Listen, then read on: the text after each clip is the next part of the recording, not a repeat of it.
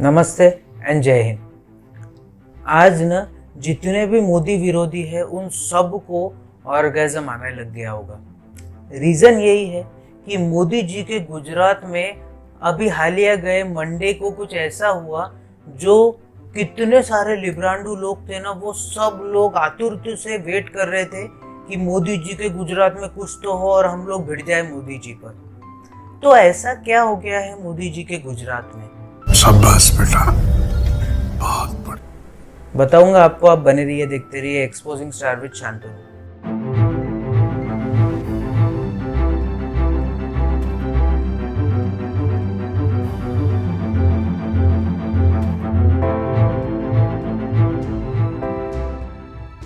बिल्किस बानो, ये नाम शायद ही आप में से किसी को पता होगा, क्योंकि हमारी मेन स्ट्रीम सो कॉल्ड जो मीडिया है, उस मीडिया ने इस न्यूज़ को वैसे ही इग्नोर कर दिया जैसे हम लोग जिम्बाब्वे और इंडिया का टूर इग्नोर करते हैं।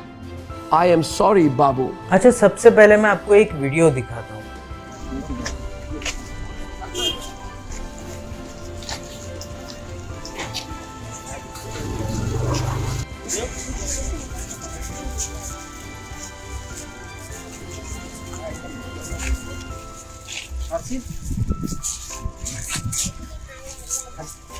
अब ये वीडियो देखकर मुझे बताइए कि आपको क्या लग रहा है, ये कौन है?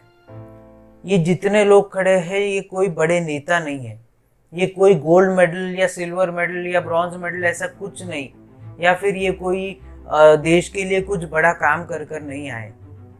ये 18 साल तक की सजा भुगत के आए हैं गैंग रेप की, और गुजरात गवर्नमेंट ने इनको सोमवार को बरी कर दिया इनका अच्छा व्यवहार देखकर। हमारे यहाँ ऐसा ही होता है।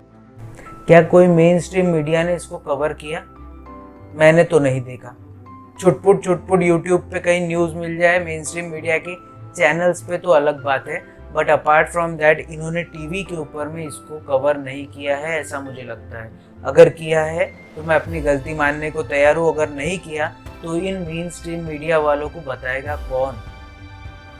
ये बड़ी अच्छी बात कही है। वही मेन स्ट्रीम मीडिया को और एक चीज़ बताना चाहूँगा कि हमारे बैरिस्टर असदुद्दीन ओवैसी साहब, जो कि मोदी के पीछे पड़े रहते हैं, उनको तो एक बहुत अच्छा मौका मिल गया मोदी को घेरने का, कि नरेंद्र मोदी जी के गुजरात में 2002 में जो गोधरा के राइट्स हुए, उस समय बिल्किस बानो जी का कुछ लोगों ने, ये जो लोग मैंने आपको हाल ही में भी वीडियो में दिखाए, इन लोगों ने गैंग रेप किया, और तब किया जब बिल्किस बानो जी 5 महीने प्रेग्नेंट थी। जनता माफ नहीं करेगी। उनकी छोटी बच्ची को मार दिया गया, उनकी छोटी बच्ची के साथ वो प्रेग्नेंट थी।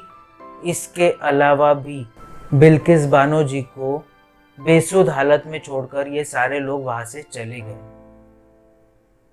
क्या हम ऐसा समाज बनाना चाहते थे?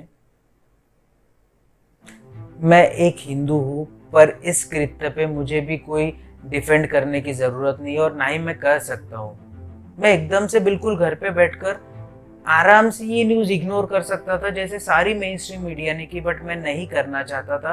रीज़न ये थी कि मैंने ये चैनल इसीलिए बनाया था कि चाहे हिंदू हो, मुसलमान हो, सिख हो, ईसाई हो या कुछ भी हो, किसी के भी खिलाफ अन्याय होगा तो इस चैनल पे वो कंटेंट डाला जाएगा। अगर देश के लिए मुझे कुछ अच्छा करने का मौका मिलेगा तो वो मैं ज़रूर करूँगा। मैं इस चीज़ से नहीं डरूंगा कि मेरे कमेंट में आके कुछ हिंदू लोग आकर गालियाँ देंगे। मारो हमको जिंदा मत छोड़ो सालो। हम कोई मंदिर का घंटा है कि कोई भी आके बजा जाता है। पर आप खुद सोचिए कि बिल्किस बानो जी को मैं क्या जवाब दूँ? क्या हम लोग उनकी आंखों में आंखें डालकर देख पाएंगे कि आपके जो गुनहगार थे उनको अच्छे आचरण के लिए गुजरात गवर्नमेंट ने छोड़ दिया, बरी कर दिया?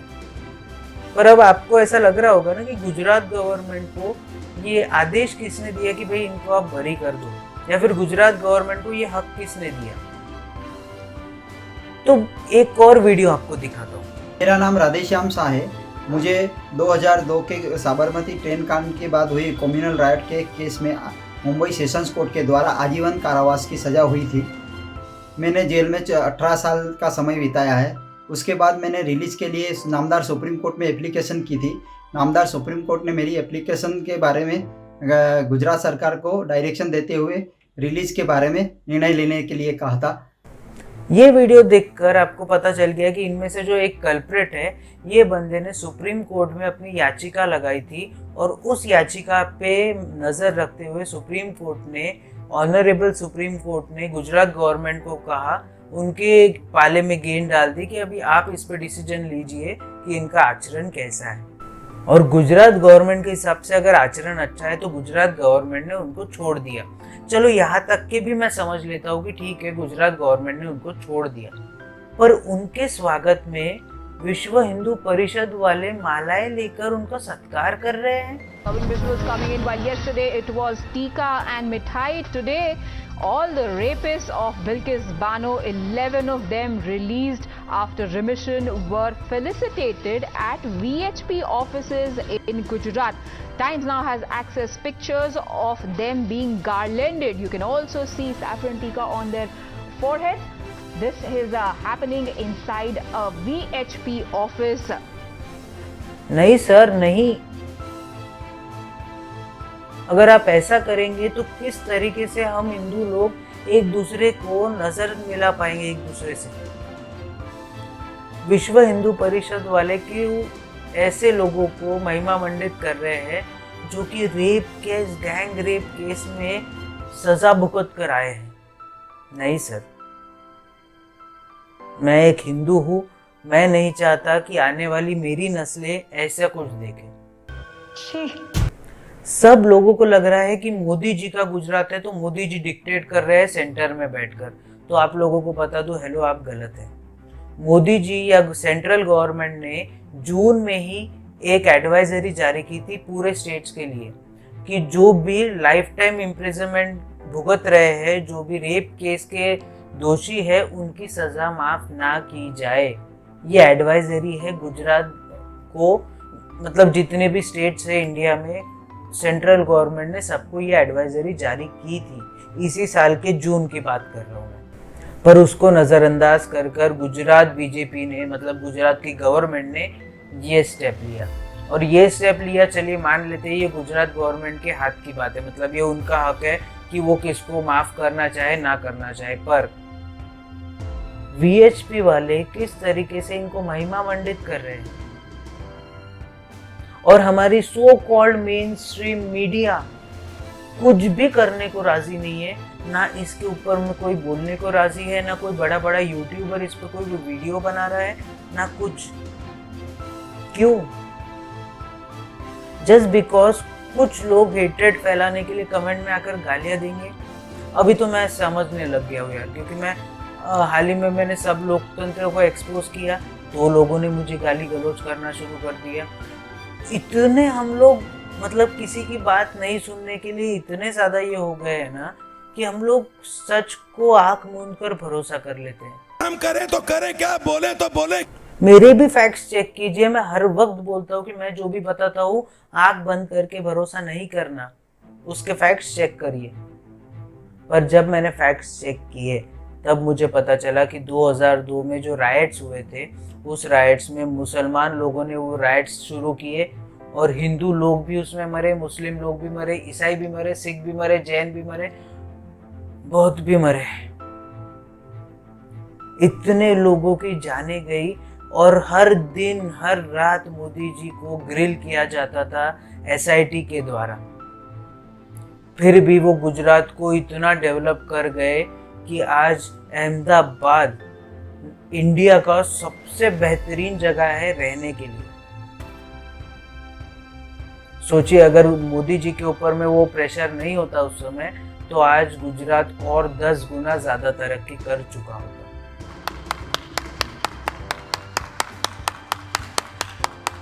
और आज अगर प्रियंका गांधी वाड्रा और राहुल गांधी और सोनिया गांधी को ईडी बुलाती है तो रास्ते पर धरने दिए जाते हैं।